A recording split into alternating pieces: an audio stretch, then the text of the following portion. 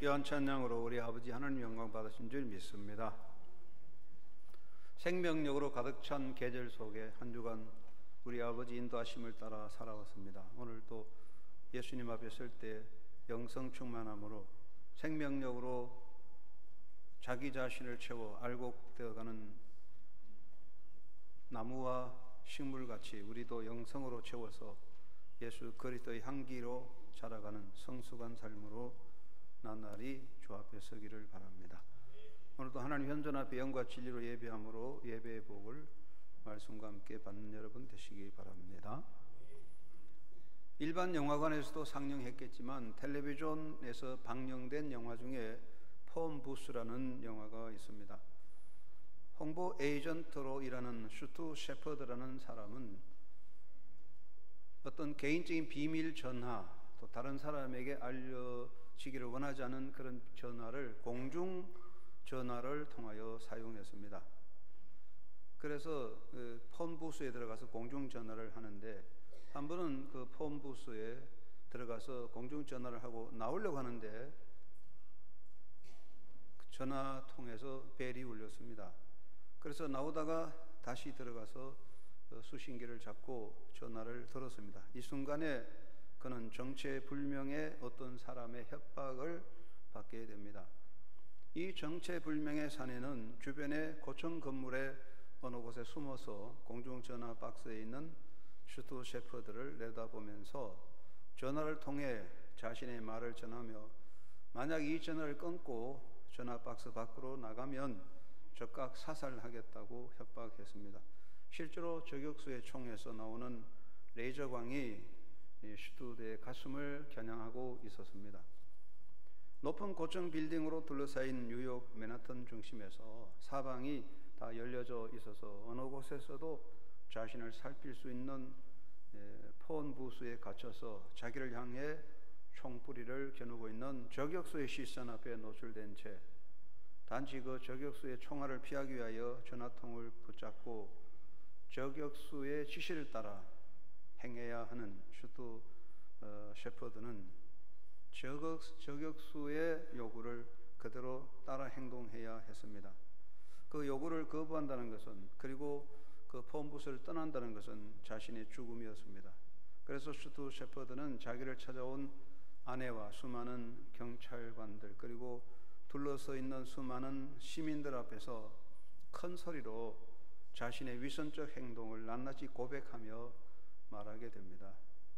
그에게 이제는 자신의 체면도 신분도 자존심도 인간적인 출세 등등도 중요하지 않았습니다. 다만 어떻게 하면 저격수의 총불에서 벗어나 사느냐 하는 데 관심이 있습니다. 저격수의 총뿌리가 자기를 겨냥하고 있는 한에는 그는 그의 시선을 피할 수 없고 그래서 그의 요구 앞에 순순히 응해야만 했습니다.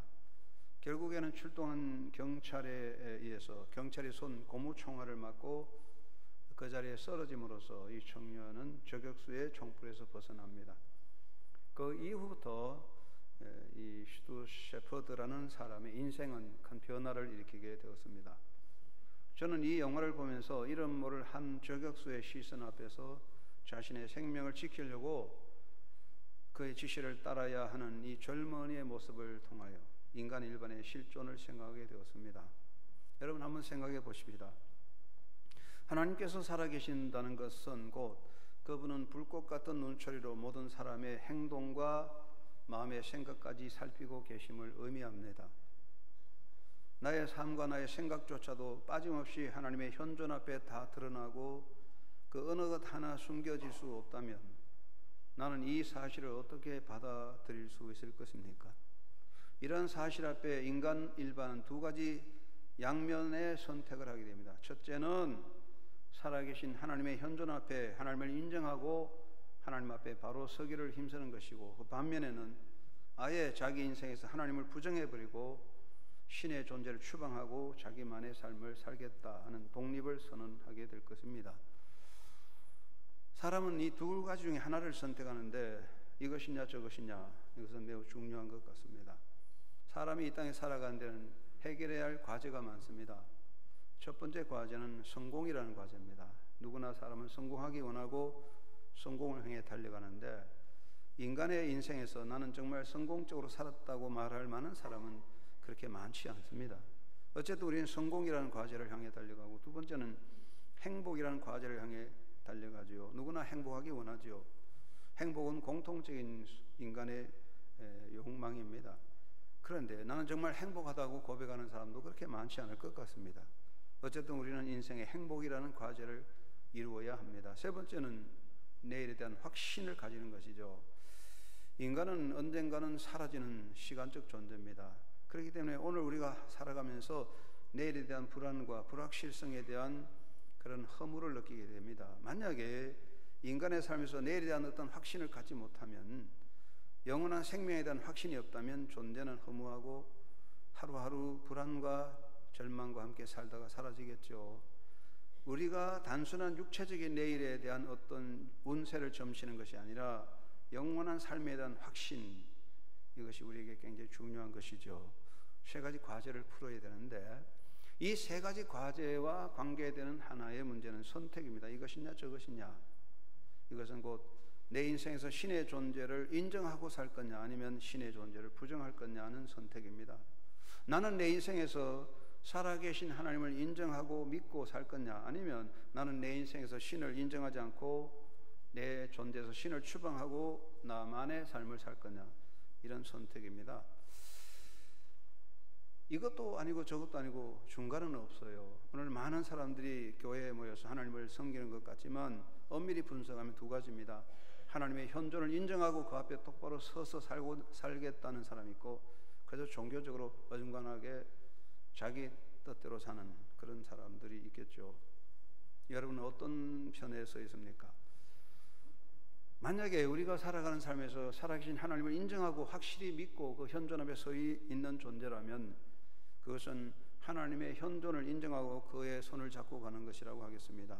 내 인생은 내 손에 있는 것이 아니고, 내 인생은 우연의 연속도 아니고, 내 인생은 불확실한 안개 속에 있는 것이 아니고, 내 인생은 살아계신 하나님의 손 안에 있다.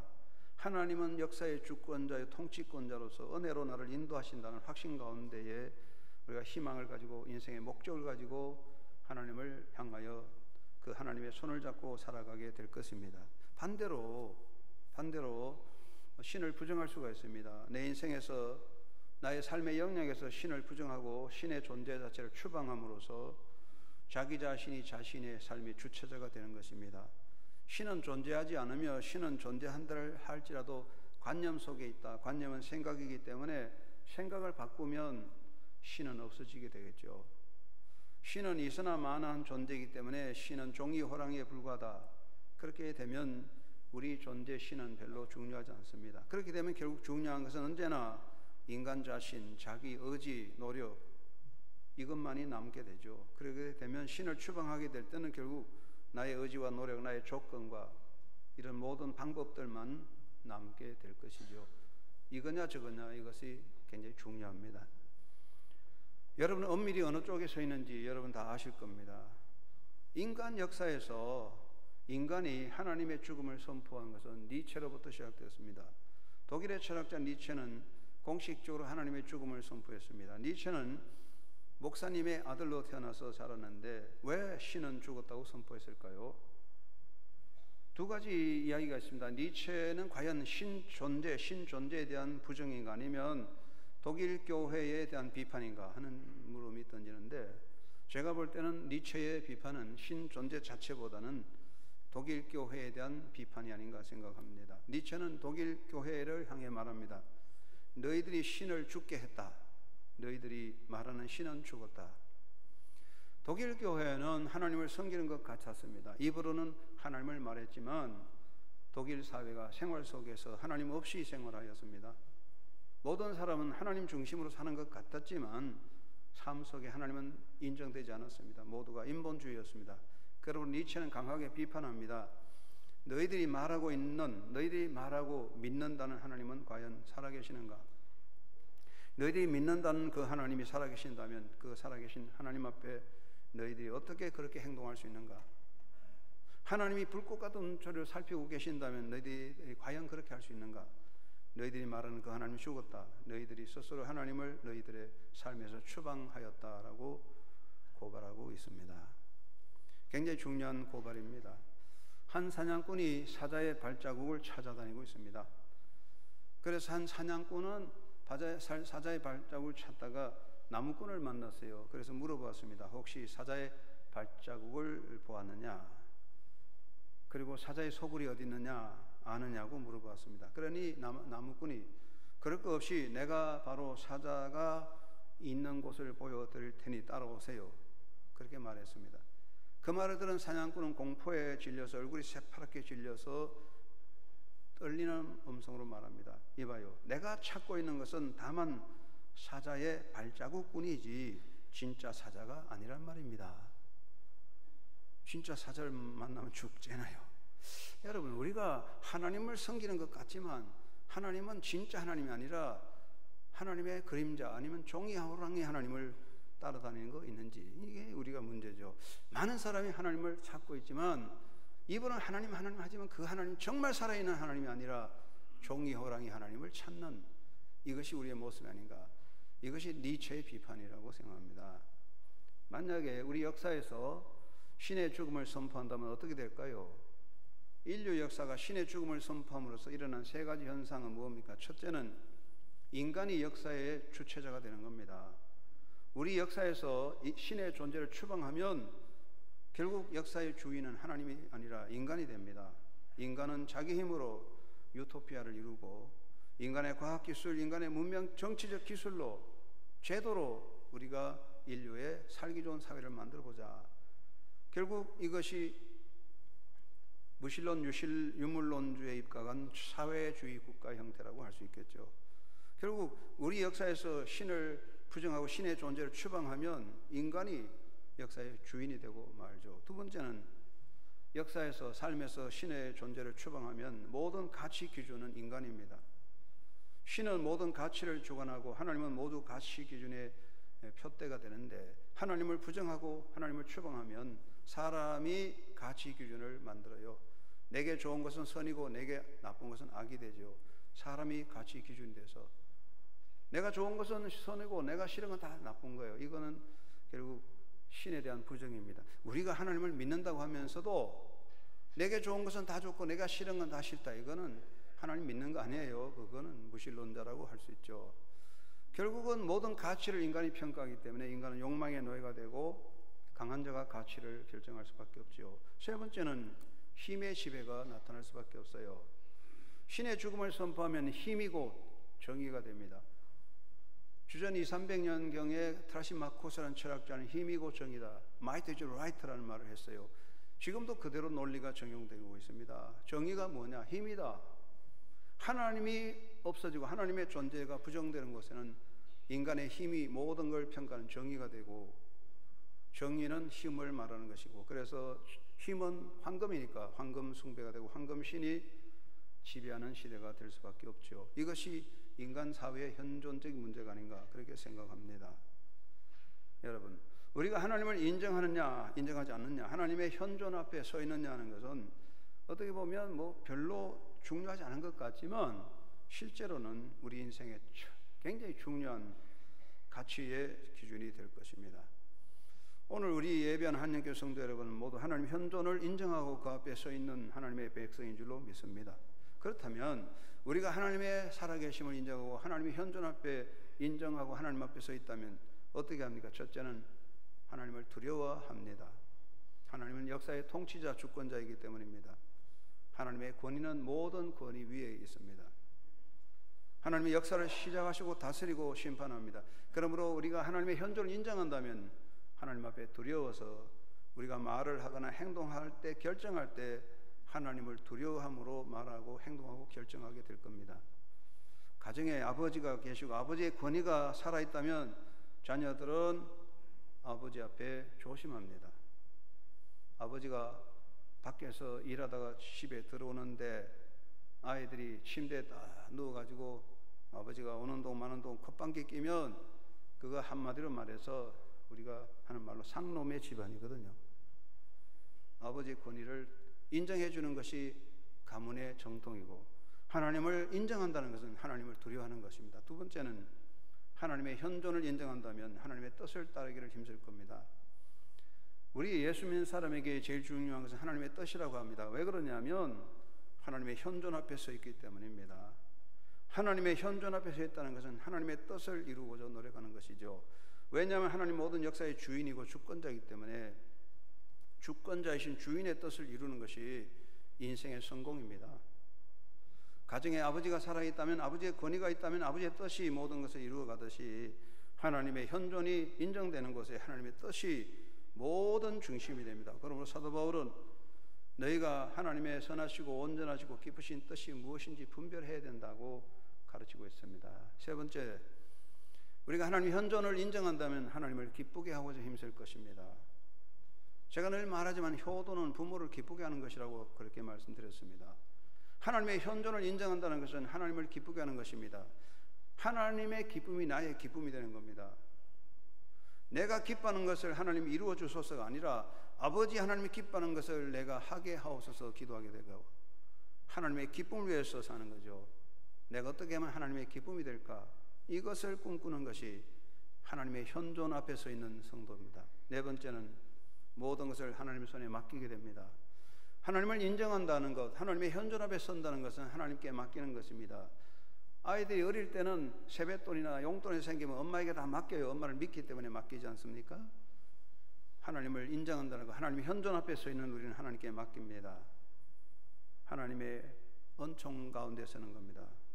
배가 파도를 타고 가듯이 선장이 배를 항해하듯 하나님은 역사의 선장이기 때문에 하나님이 이끌어 가시는 대로 맡기고 따라가는 것, 이것이 바로 하나님의 현존 앞에 서 있는 인간의 모습이라고 생각합니다. 한영교회 성도 여러분, 여러분 모두가 하나님의 현존 앞에 서 있는 하나님의 자녀인 줄로 믿습니다. 정말 우리가 하나님의 현존 앞에 서서 하나님의 손잡고 가는 믿음의 사람이 되셔야 할 것입니다. 잠언서 3장 6절 범사에 하나님을 인정하라고 그랬습니다. 우리가 성공하나 실패하나 좋은 일이나 나쁜 일이나 힘이 있든 약하든 높은 자리에 앉았던 우리가 하나님의 현존 앞에 서서 그 하나님을 인정하는 사람이 되어야 할 줄로 믿습니다. 한 번은 벨기에 여왕이 폴란드에 방문했는데 폴란드는 공산주의 국가였습니다. 그래서 성당에 가서 미사에 참여하였는데 당 간부가 따라왔습니다. 여러분 지금 베트남에 여행 가면 항상 공산당원이 따라다니면서 이렇게 감시를 해요. 이 벨기에 여왕이 폴란드 성당에 가서 미사를 드리니까 당 간부가 따라와서 보는 거예요. 그런데 이 당 간부가 가톨릭 의식에 대해서 굉장히 지식 있고 많이 알고 있습니다. 그래서 벨기에 여왕이 당 간부에게 당신은 가톨릭 교도입니까? 하고 물었대요. 그러니까 당 간부가 대답하기를 여왕이여 저는 믿기는 믿지만 실천하지 않습니다. 그런단 말이야. 그러니까 벨기에 여왕이 그럼 당신은 공산주의자군요 했더니 그가 대답하기를 실천하기는 하지만 믿지는 않습니다. 이것도 저것도 아니죠. 적당하게 필요합니다. 여러분의 신앙생활이 그렇게 되면 되겠습니까? 믿는 것 같지만 안 믿고 안 믿는 것 같지만 믿고 이렇게는 안 되겠죠. 정말로 여러분이 하나님의 현존 앞에 서 있다면 그 하나님의 현존을 향한 신앙생활이 되어야 하는데 첫째는 하나님의 말씀을 따라 행하기를 힘쓰는 자가 되어야 할 줄로 믿습니다. 여러분 정말 하나님의 현존 앞에 서 있다면 그 하나님 말씀 앞에 아멘하는 그런 신앙의 삶이 되기를 주의 이름으로 축원합니다. 시편 27편 26편에 말하기를 신명기 27장 26절에 말씀하기를 하나님의 말씀이 선포될 때 모든 백성은 일어나서 아멘 할지니라 했어요. 하나님의 말씀은 복이든지 화든지 책망이든지 모든 말씀이 선포될 때는 아멘 하는 것입니다. 구약 성경에 보면 엘리라는 제사장이 있습니다. 사사기 말기 지도자인데 나이가 들어서 제사장 직분을 수행하는데 실수가 많았고 특별히 홈리와 비나스란 두 아들의 행위로 인하여 하나님의 노를 입게 되었어요. 이 가정에 사무엘 선지자가 찾아와서 엘리와 그 가정에 대한 하나님의 진노의 말씀을 선포합니다. 엘리는 그 말을 들을 때 일어나서 여호와는 선하시니 소견대로 하실 것입니다 하고 응답합니다. 사무엘이 엘리 집에 축복을 하러 온 게 아니에요. 엘리의 잘못을 지적하여 하나님의 진노가 임한다고 선포할 때도 엘리는 일어나서 여호와는 선하시니 소견대로 하실 것입니다. 아멘 했어요. 이것이 하나님의 현존 앞에 서 있는 인간입니다. 우리가 복된 말은 아멘, 잘 된다는 말은 아멘 하지만 하나님의 책망이 있을 때 우리는 아멘하지 아니한다면 하나님의 현존 앞에 서는 것은 아닙니다. 전쟁의 지휘관이 군사들에게 돌격 명령을 내릴 때에 그 명령을 받은 군사는 적의 총탄을 맞아 죽을 수 있지만은 돌격하는 겁니다. 이것이 바로 명령의 시대고 그것이 명령에 대한 행동입니다. 하나님의 말씀 앞에 우리는 아멘 할 것입니다. 하나님을 인정하고 하나님 현존 앞에 서 있기 때문에 그 말씀에 아멘하는 신앙이 되고 그 말씀을 신앙과 행위의 규범으로 삼는 신앙자가 되어야 할 것입니다. 우리 장로교는 12신조가 있어요. 우리 장로교 12신조가 있는데 우리 교회학교 공부하면서 또 교회 성경말에서 다 배웠어요. 12신조 제1조가 무엇입니까? 12신조 모르면 장로교 교인이 아니죠. 1조가 뭡니까? 제1조는 신구약 성경은 하나님의 말씀이니 신앙과 행위에 대한 정확무한 유일의 법칙입니다. 하나님의 말씀은 신앙과 행위의 법칙이죠. 우리가 하나님의 현존 앞에 선다는 것은 나의 감정, 주장, 사상, 신념, 욕구를 버리고 하나님 말씀에 아멘하는 거예요. 그것이 하나님의 현존 앞에 서 있는 것입니다. 우리는 때때로 나의 감정과 기분을 따라서 살아갈 때가 많지만 우리가 완전하게 하나님 말씀을 이룰 수는 없을지라도 감정과 기분이 아니라 정말 하나님 말씀 앞에 서서 아멘하는 그런 삶이 되어야 하나님의 뜻을 이루게 될 줄로 믿습니다. 제가 말씀드린 이야기 중에 이런 이야기 있죠. 어느 흑인들의 마을에 가난한 흑인 소년이 살고 있었어요. 가난했기 때문에 생활이 어렵고 많은 어려움을 당하였습니다. 그런데 한 직구전 사람이 그 흑인 소년에게 이렇게 질문을 던졌어요. 야, 네가 정말 하나님을 믿는다면, 하나님이 너를 정말 사랑한다면 왜 하나님은 너를 잘 돌봐주지 않는 건가? 하나님께서 왜 누군가를 시켜서 너에게 신발과 따뜻한 옷과 좋은 음식을 주라고 말씀하지 않는 걸까? 하고 이렇게 질문을 던졌대요.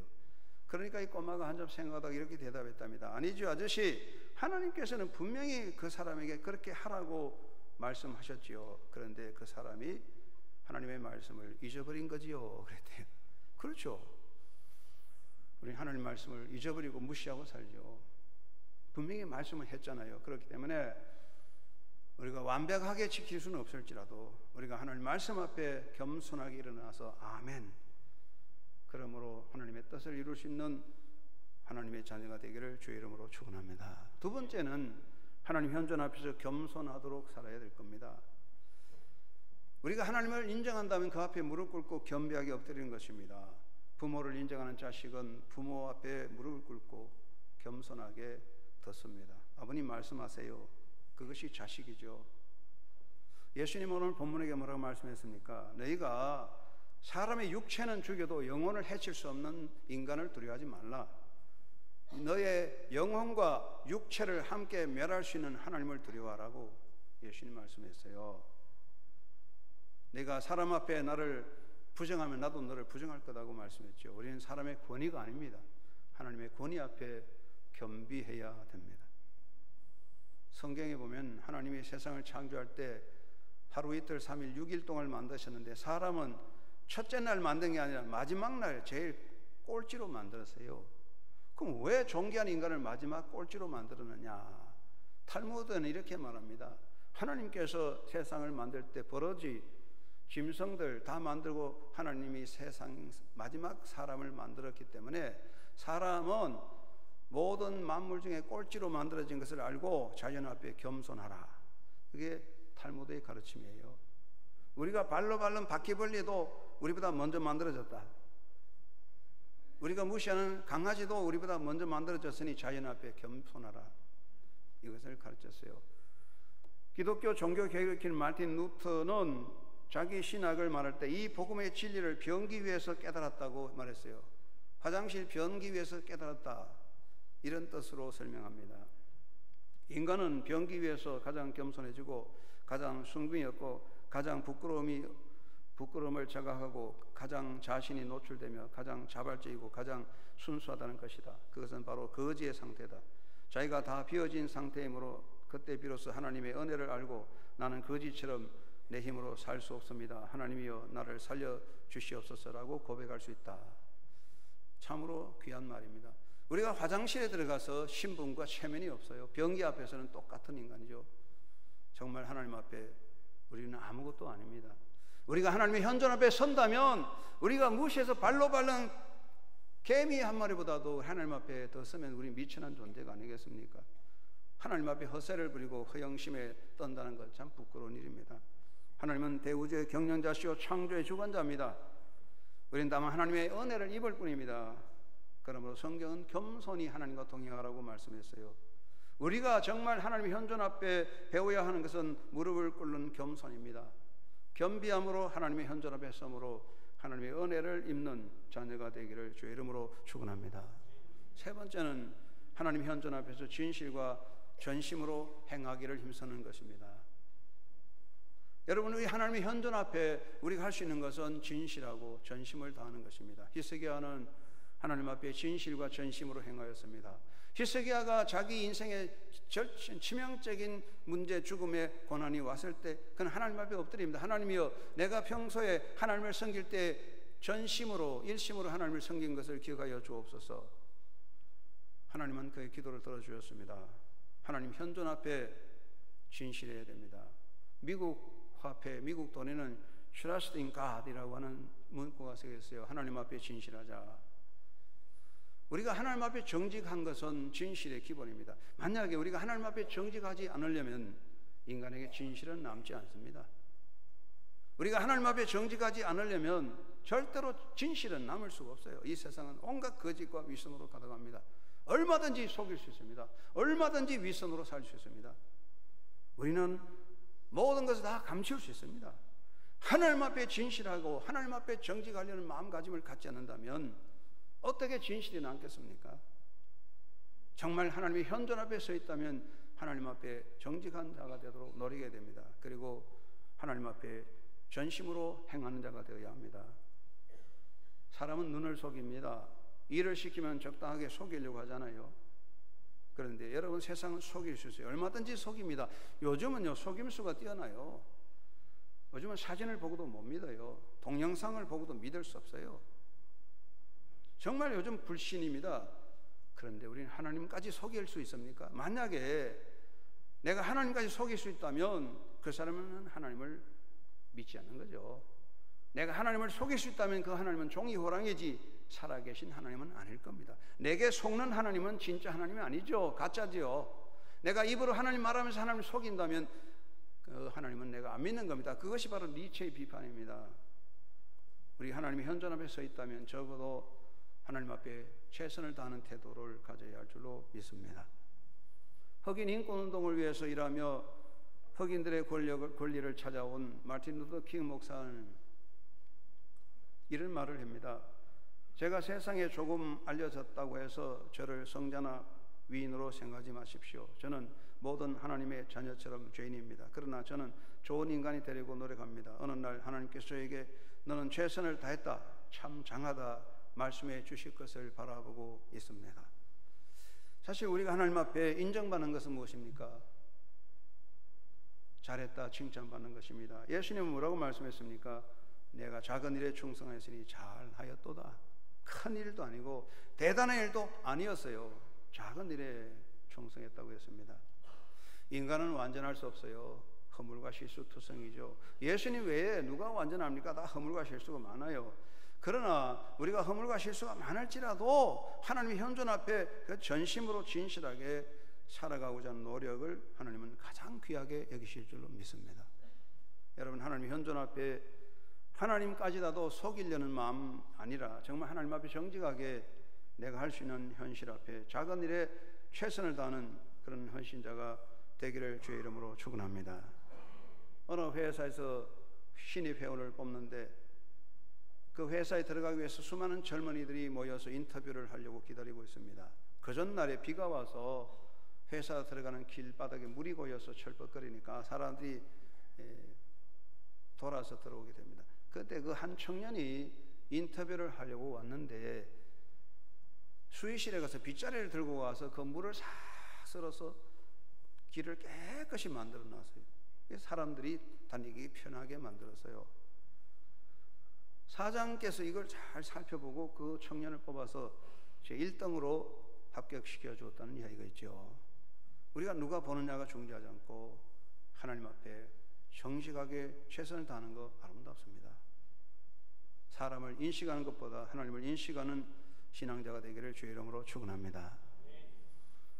지난 우리 화요일 날 우리 목사님들하고 또 저하고 우리 사철 집사님 다 모여가지고 6층에 청소를 했는데 6층의 바닥이 오래돼서 더러워요. 그래서 기계로 싹 약을 쳐서 다 갈아내고 코팅을 깨끗이 다 했습니다.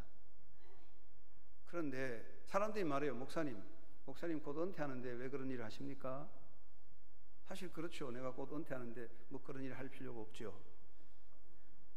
2000년에 새로운 성전을 건축하고 토요일마다 청소를 합니다.